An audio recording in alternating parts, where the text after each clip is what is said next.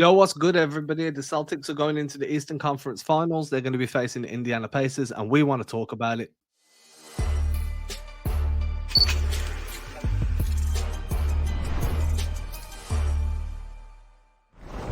Who had the Indiana Pacers going to the Eastern Conference Finals on their bingo card? Did you have it on your bingo card? I didn't, but I did have them giving somebody problems in the playoffs. I just think it wasn't going to get this far. I did not have it on my bingo card. I've genuinely, obviously, the Knicks got hurt throughout that series. They got run into the ground. Tibbs played 7 strong. I think they would have gone 8 deep if Julius Randle was healthy, but it is what it is. So you get the Pacers. The Pacers are going to play fast. They're going to play rapid basketball. Defense is going to be questionable. Offense is going to be elite. One thing I noted was in the regular season, the Celtics were first in offensive rating. Pacers were second, right? It's a little bit different during the playoffs, but Indiana still got a higher pace. They're still playing got one of the best in terms of offensive outputs. How are you feeling coming into this series? You worried? You scared? You excited? What you got? I'm excited, but I think the biggest thing that I'm looking at now is just how these teams are going to match up defensively. Because offensively, like you said, they're no pun intended, they're keeping pace with each other. Like they're the two best offensive teams in the postseason right now. When I was looking at stats, trying to look at like first quarter starts to see how Boston was starting off in the playoffs, the Pacers were right there in terms of first quarter offense and just offense in general.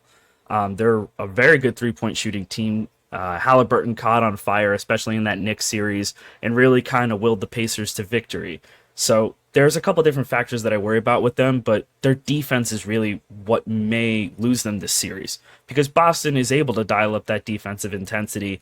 And if you're trying to win a shootout with Boston, I just don't know how that's going to go. Granted, you don't have Kristaps Porzingis in the lineup right now for the Celtics, but their offense is still very much elite, and that's seen because they didn't have Porzingis for what? He played 3.5 games, and then he's been out the rest of the playoffs until whenever he returns. So they're still putting up elite numbers without him. So imagine what's going to happen when he comes back, especially if he's able to hit the ground relatively running.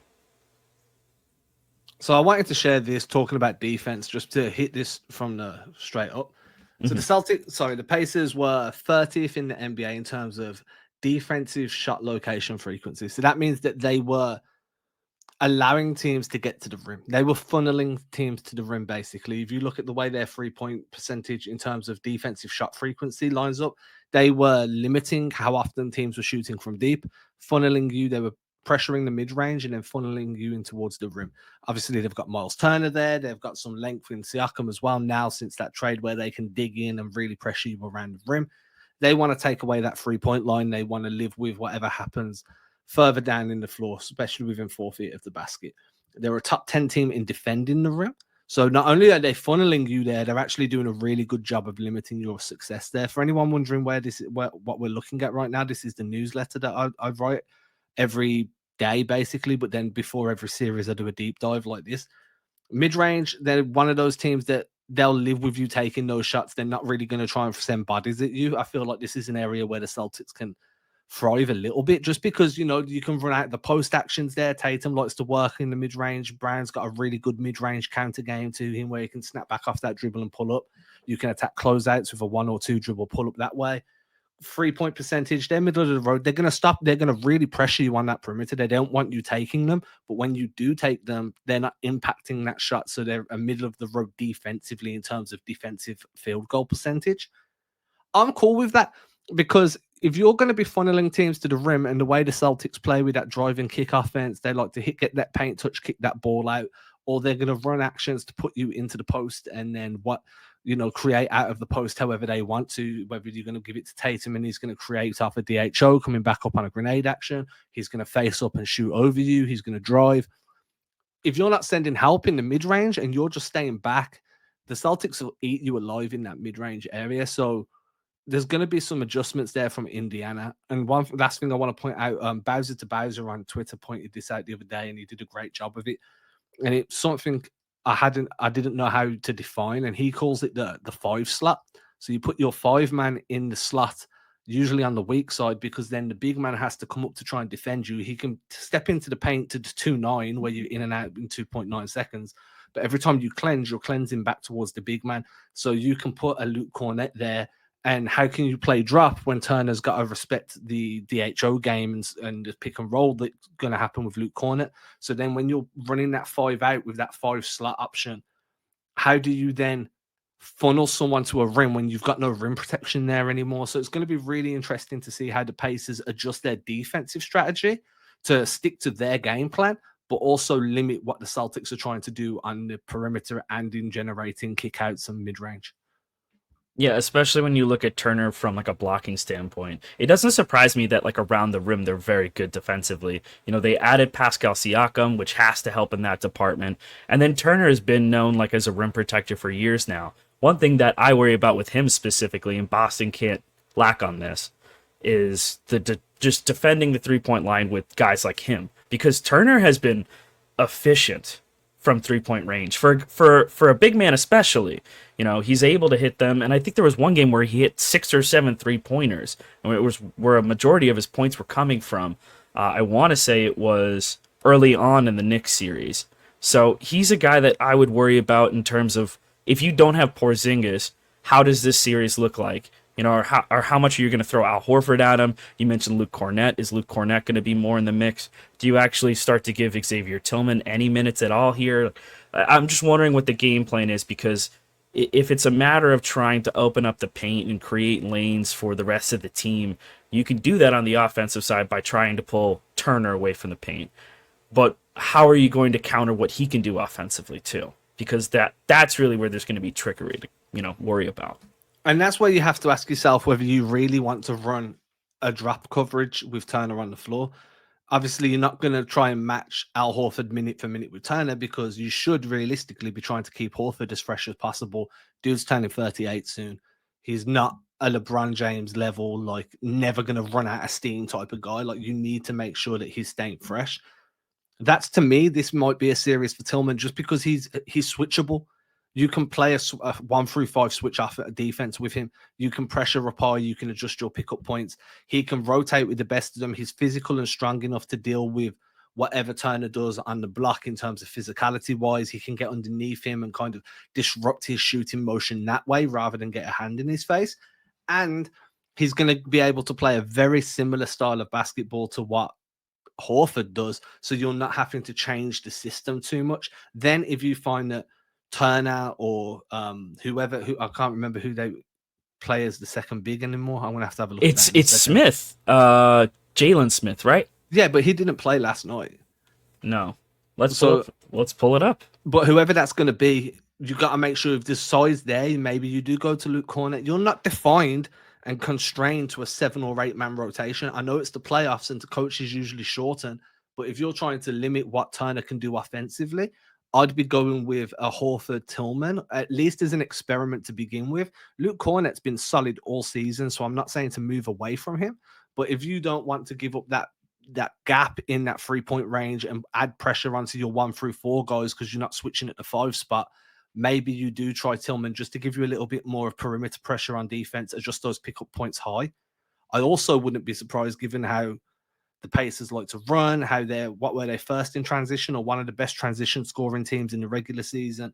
This feels like a series where we might see some 2-1-2 press consistently, just to force the Pacers to slow it down, bringing the ball up, shave 10 seconds off the clock, and now force you to get into your actions with 14 seconds left. And we've taken away that early offense here and there. That's going to be judicial in terms of when Joe lays it out. But yeah, I definitely feel like Tillman, this is a series where if you were going to use him, this is one that makes more sense to me out of the ones we've seen so far. It didn't really make sense against Miami. Didn't really make sense against the Cavs. Mobley was just around the rim. He was doing his thing on the interior. This feels like more where, hey, we want to keep as much perimeter pressure as possible, but we also need someone with enough foot speed and lateral quickness and hip flexibility to be able to change directions and keep up with a big roll man. Maybe that is where Tillman comes in as your second big. Who knows? Yeah, and I think the mobility aspect, you know, he's still not exactly the fastest guy in the court, but he still gives you some athleticism.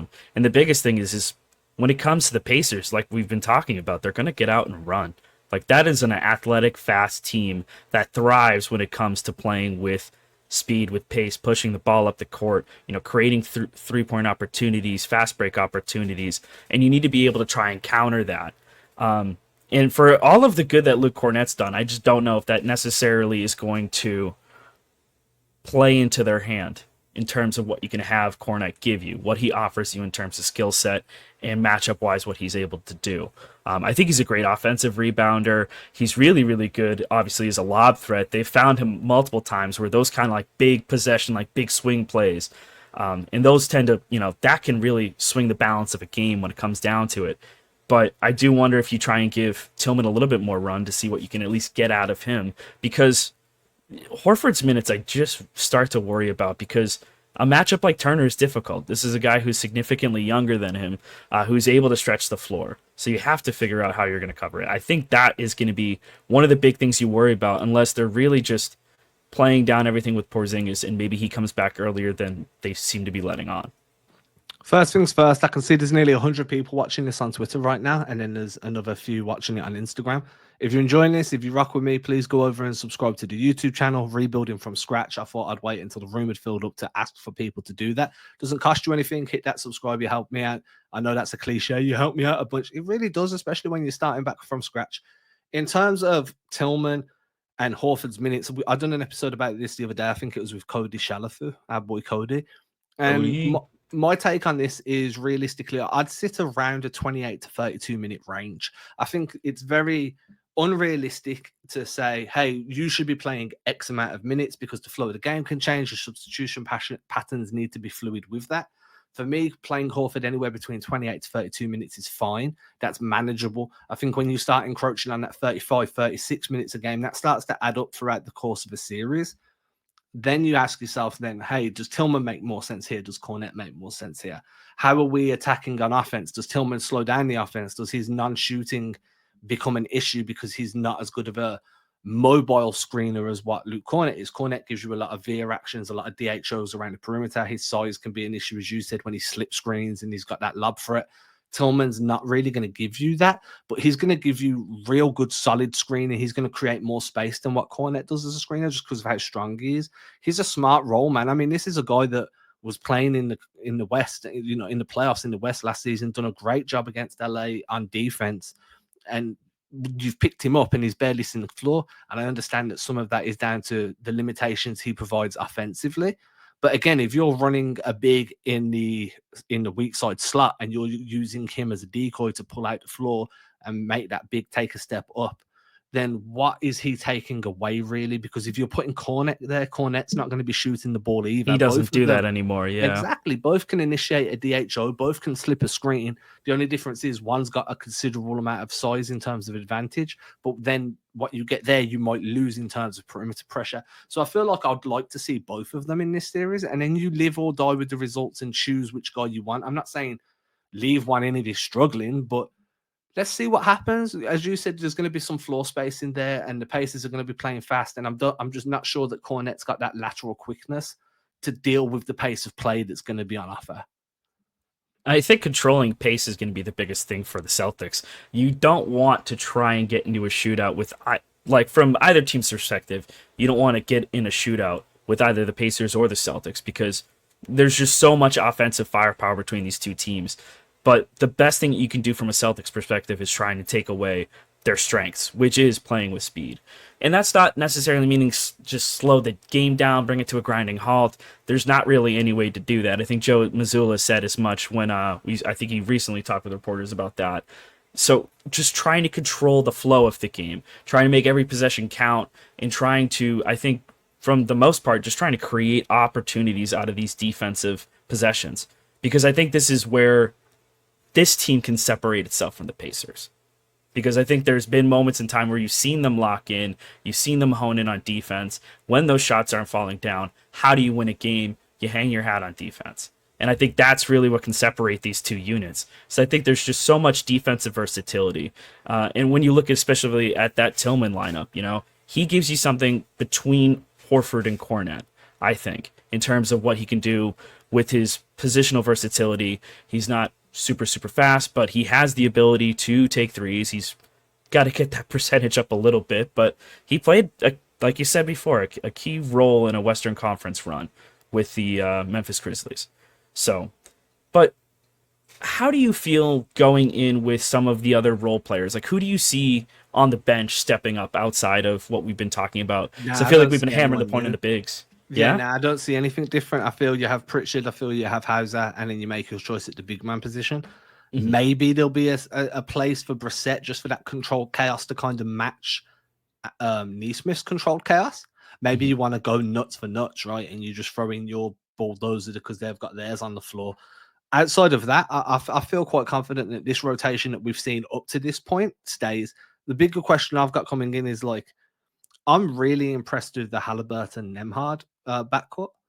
How does that match up against the Drew D White? Because it's a very different style of guard pairing, but they're both quite effective, right? So are you going to lean into more Drew and D White defend and facilitate and lean away from them scoring as much? Just because the pace that Indiana play at, you're going to have to take your foot off the gas on one side of the floor when you're trying to pick up a Halliburton that's just constantly moving. His playmaking's a nightmare to deal with. He can score. He's got deep range.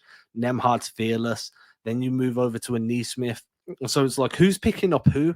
And how are you going to create offense out of that without running yourself into the ground? Right. The Celtics are already one of the slowest paced teams in the postseason. You don't want them trying to grind anything to a halt, but you also don't want them overexerting themselves because Drew's getting on D White. So when I'm looking at this, that's a really interesting matchup for me. And then another question I want to get you to answer both at the same time. Jaylen Brown wants to guard the best player on the floor every game, right? Generally, Tatum has done quite a good job when guarding Siakam when Siakam was in Toronto over the years in their playoff series. I'm sorry, in their regular season series. Who are you choosing to guard Siakam, and how are you feeling about that guard pairing matchup? I think Loaded I would. question. I think you roll with Tatum guarding Siakam. I think that makes the most sense in terms of size, matchup, positional, what you're going to be expecting out of Tatum defensively. I think that is a fair matchup to expect. In terms of defense, when you're talking about like the guards, like how you're going to handle with Derek White and Drew Holiday, I think I probably rely on more of them to just play hard defense and try and throw Halliburton off of his game because I think you kind of have to pick your poison almost. This feels very similar to some other playoff series where it's like, all right, am I going to make this guy make everybody else score and take away his shooting ability and force him to pass it? Or are we going to try and contain him? Are we going to force him, take away everything else on the floor and force Halliburton basically to a 1-on-5 where you have to go ahead and carry this team? Like, do you try and do that? Is that a situation that gets you burned? And the way that you're going to even have a chance of trying to contain either, Halliburton's playmaking or his shooting is leaning heavily on that backcourt to just play smothering defense. And how Jaylen Brown might factor into that, I don't know. Like, do you But do you worry about cross him? match? Yeah, or Do do you you go and have? put Drew on a Turner and have Hmm. Horford pick up a Nemhard, or have Horford start off on Halliburton? So when the pick and roll happens, you're getting switched on to Drew and Hmm. you're taking away the advantage there. But then Halliburton could probably cook Horford off the dribble anyway and reject the screen. And now, Yeah. now you're in a bad position. This feels like, in terms of the Pacers offense, this feels like it's going to be a really fun matchup just because the Celtics can win if they're playing a shootout version. They're a deeper team. They've got more talent, 1-7, 1-8. They're more experienced at this point. I think that's going to be a big factor as well. Everyone was speaking about this in 2022 when it was the Celtics versus Warriors in the finals, and they were like, well, this is the Celtics' first trip. They're new. They're kind of doe-eyed here. This is this Pacers team, this version of the Pacers' first trip. The media pressure that comes with being part of the Final Four, the additional eyes, the additional expectations and weight, can that factor in? Can they start to kind of feel that pressure a bit? Outside of Siakam, none of these guys have been this deep, really. Pause. But when we're looking at it in different ways, there's different factors that you need to kind of piece in. I'm saying that I feel like the Celtics are going to win this game on defense because they're a better defensive team considerably in overall, just in terms of scheme, in terms of execution, experience. But I'm a little bit apprehensive to want to see them getting into shootouts. And that feels like the way the first game or a few of these games are going to go. Both teams are just going to run and gun. My issue is, hey, you've got another series after this if you come out of this. You don't want to burn all the energy you've got now and come into the finals with tired legs, wishing, oh man, I wish we'd just played our game and slowed things down where we could. So for me, it's finding ways to, again, like I said, throw a press at them here and there, shave 10 seconds off the clock, force them into playing a half-court based offense, find ways to get into your offensive sets early so you're not taking 24 seconds on every possession, but don't get kind of sucked into, hey, we're just going to run and shoot threes, because that's when the team kind of shoots themselves in the foot. So there's going to be a fine balance in that there. And Carlisle's a good coach, man. He's going to have adjustments in his pocket all the way through. That's a matchup that's worth discussing. Yeah, and I think when it comes down to the defensive side of things, that's where Boston's able to separate themselves time and time again. Why do we have comments? Someone was saying great recovery from that pause where we both started to laugh. But I think overall with this Pacers team, you just can't let them dictate how you want to play. And when you talk about the play style that Boston's played so far and what's worked for them, if it ain't broke, don't fix it. But there are just certain factors you have to, like little wrinkles in every single opponent that you're going to take. Every single opponent is going to give you some kind of different challenge. With the Pacers, it's the fact that they can hang with you offensively. How do you handle that on the defensive side of things? Does it change your approach on offense? And again, if you get into a deep series, you really don't want to. Fortunately, so far for the Celtics, I will say this, they've gone through their opponents pretty quickly. They had their, 5-game series versus the Heat, 5-game series versus the Cavs. And for all of the talk about the Celtics not getting tested, the Pacers are just as untested. They didn't face a healthy Bucks squad. By the time that they were done in a 7-game dogfight with the Knicks had like multiple guys who were either coming back from injury, out for the year, or guys who were playing through serious injuries. And I feel bad for, honestly, Jalen Brunson hurting himself and having a broken hand by the end of the night, because it just kind of summarizes this entire Knicks run where they just ran themselves into the ground. And I feel like that also serves as a reminder of like, hey, just manage everyone's minutes all right and don't burn your guys out. And I want to give Joe a lot of credit for that so far, and credit to the Celtics for just executing where they can execute. And I'm interested to see how they approach this Pacers series, because again, yeah, do you try and run with pace? Does that hurt you in the long run, or do you just stick with what's been working? So I think there's a world where you do both, right? I feel like there's times where you match their energy and you match their pace and show them we can play your style of game and we can play it better than you because we have more talent than you. And then there's times where you show them you can run, but you can't hide, kind of thing. You know what I mean? Like you can run this tempo all day long, but we're going to get back down. We're going to build out to the ball. We're going to make you slow the ball down and go into your half-court offense. Now we're going to see what you're really made of, and if you can consistently create for each other when we're locked in defensively, when we're picking you up high up the floor, when we're throwing a zone there or whatever it may be. And I think showing both of those, it's that mental battle. It's that chess battle, right? You want to beat them in multiple different ways to keep forcing those adjustments to the point where you're taking them away from their core principles a little bit and moving them slightly kind of into a bigger spectrum where they're more prone to mistakes in games 5 and 6. They're feeling the pressure a little bit more. They're a bit jittery because this action they run, they probably haven't ran since January because they haven't needed to. And that's how you move teams into deeper water. It's kind of like playing chess where your pawns are slowly moving forward, your rooks are coming out, your knights are moving, and you're slowly charging down the board. And in my opinion, you do that by beating teams in multiple areas throughout multiple games at what they do best. When you show you can do what they do best, but better, now the question comes, well, how can we find advantages here, there, or anywhere? Going to take this second again. Got nearly 150 people on Twitter right now. I'm watching my YouTube channel to wait for these subscribers. Do me the solid, man. Just click on subscribe. I'm just right there. I'm looking at it right now. I just want to see it hit one. Well, I've got 200 by the end of this stream. Will be dope. People on Instagram, same thing. People on Facebook, same thing. I love y'all. But yes, so that's kind of, for me, where I'm at is like, yeah, everyone's worried about the pace that the Pacers are going to play at. The Celtics played that style. Now, the concern I've got is these teams, the Celtics are 3-2 in the regular season against Indiana. They saw them 5 times. That's like, shit, these teams play each other well, and they play styles that are kind of counterintuitive to each other. So it's who can adapt and who can implement their style and who can take control of the tempo of the game. And for me, that starts on the boards. the control of a tempo starts on the defensive glass. Force the team to be one and done in every possession. Control the tempo. Don't let them get second chance opportunities. Don't let them kick the ball back out to somebody that's sprinting down the floor because they were halfway to recovering. Start controlling that tempo early, and whoever can do that consistently is going to be able to dictate the terms of engagement, and that's where it starts to get kind of interesting then, and that's where the coaching battle comes into it, for me at least. I think Siakam's going to be a big factor in this series because I wonder in how many of those games was Siakam even around, because you have to remember that they acquired him mid-season this year and how much he's going to be a part of their plans defensively too. Again, like that battle between him and Tatum is going to be what I would be watching.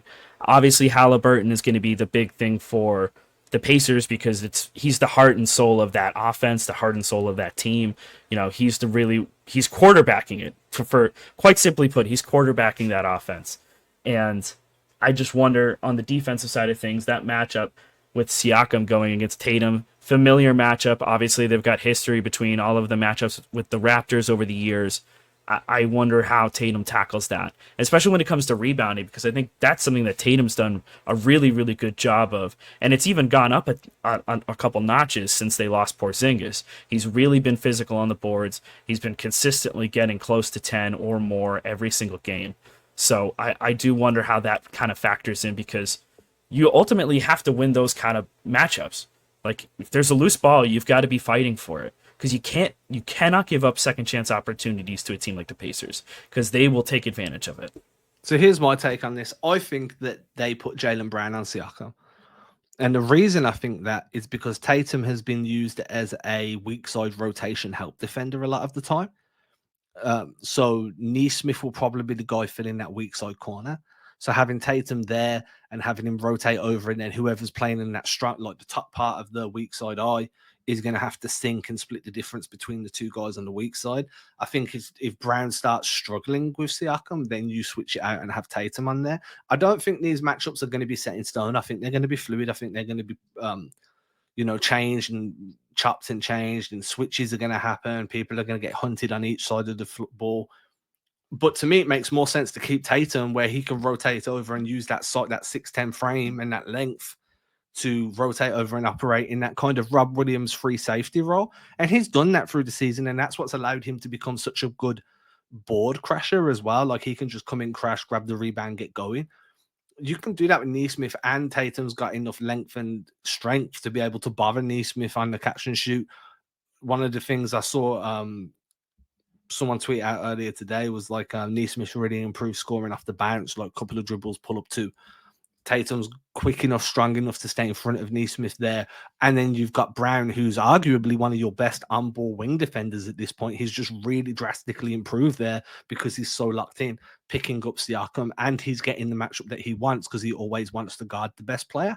So I'm expecting to see both of these guys kind of take turns on Siakam, but I'm also expecting to see Tatum work as that weak side guy just because of the value he's shown there throughout the season so far.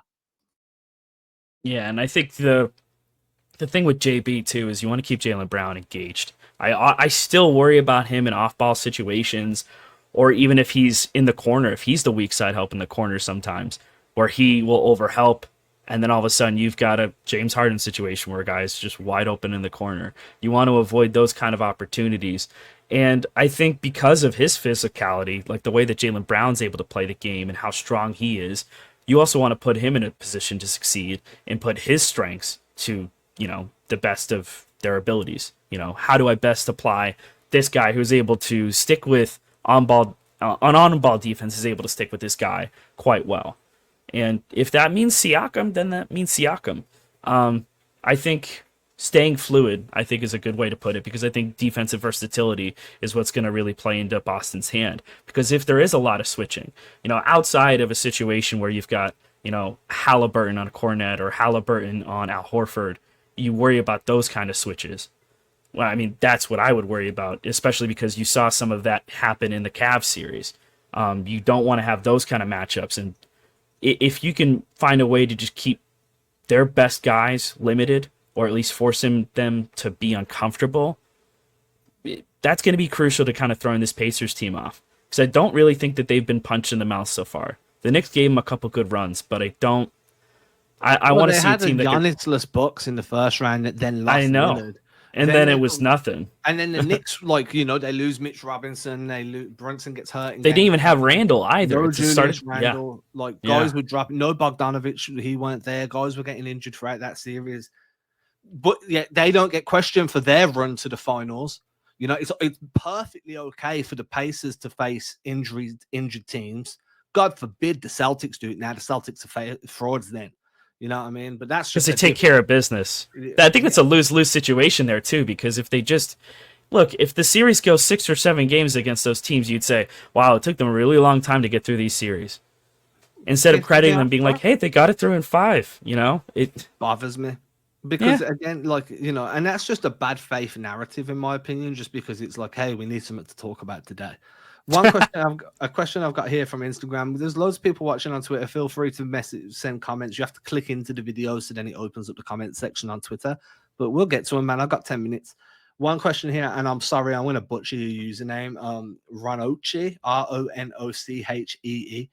The Pritchard versus TJ McConnell matchup would be fun. I like this. The backup gritty guards going toe to toe. Both bring some energy on offense. Both bring some energy on defense. Oh, the scrappy gym rat. He brings his hard hat and lunch pail to work every day. That's going to be a dope matchup, though, man. I think that's it will be. It will be. Jokes aside, it will be because they're both just so scrappy and just dogs, dude. The ability to get under the skin. TJ McConnell, in particular, was really able to do that well in that Knicks series, which is just an absolute pest. Yeah, I mean, I just feel like Pritchard's going to kill him with kindness, though. Like, Pritchard will draw a little bit, then walk away, and then hit 2 dagger threes in his face and be like, what you got for me? And then McConnell will get physical, go through Pritchard. Like, I just think it's going to be a fun matchup. I'm glad someone kind of pointed that out, because it was an aspect we hadn't touched on. It's definitely something we don't need to spend a lot of time on at all, but not until we see it, because I feel like that's going to be a matchup that you need to kind of look at clips and see who's getting the advantage where and how. But yeah, that's going to be a fun subplot, man. And I'll tell you one thing I am a little bit sad about, and I tweeted about it yesterday, was if the Knicks had won, and I've been very vocal about wanting the Battle of the Gardens, and I think Knicks fans would be really fun to go back and forth with. Mm-hmm. But if the Knicks had won, Kristaps Porzingis would have had an opportunity to potentially have to play and beat the Knicks and then the Mavs to win his first championship. And I was like, dude, that would be such a fun subplot. Obviously, the NBA script writers wanted no part of that. So that you know, what happened at that point. But coming into this series, I'm excited. I feel like the Celtics have advantages in multiple areas, but I feel like the Pacers are one of these teams that are too young and too much fun to actually realize they're not meant to win. And that's a problem. I think at this point, too, you know, I don't think anyone saw them getting this far. And maybe if guys are healthy, they don't get this far. You know, it's easy to play the what-if game in basketball because every single year, every single time there's a team that wins the championship, they got there because, you know, their skill and everything, but there was also a little bit of luck that rolled their way. And the same thing could be said for the Celtics, obviously, not facing Jimmy Butler, facing the Cavaliers, you know, down a few guys, especially the big ones being Jared Allen and then eventually Dean Wade coming back into the equation. And then you had Donovan Mitchell trying to play through injury and so on and so forth. But that Pacers team in general, they've got such a bright future. And so, like, I'm stoked for them to, like, have gotten this far. And I honestly feel very validated because I was like, the Pacers are going to give somebody hell. They're going to give somebody hell. I just didn't expect it to be the Celtics in the conference finals. I just did not see that particularly happening. But, I mean, you know, it might not. It might be a sweep. We never know. I very much doubt it. I doubt it too, just because they're too good offensively to just get blown out of the water. But again, it's hard to say with the playoffs. How many times have people said that about the Hawks, though? That's also true. Incredibly gifted offensively, play a good tempo, but defensively couldn't stop a cold. Came up a little bit short, yeah. Yeah, they're a bit too young, right? But honestly, like that, I've spoke about it 100 times. Balance is key.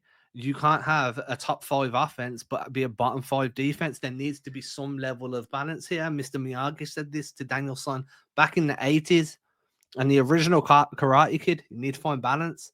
You know what I mean? I'm a big Cobra Kai guy. I was gonna say I'm a big Karate Kid guy, but you need that level of balance there. And if you don't have that, then it's very easy to be exploited. And that's part of the issue where I'm looking at Indiana. Like, yeah, you can go offensively, but that's like boxing where you've got a power puncher that can't with a glass jaw.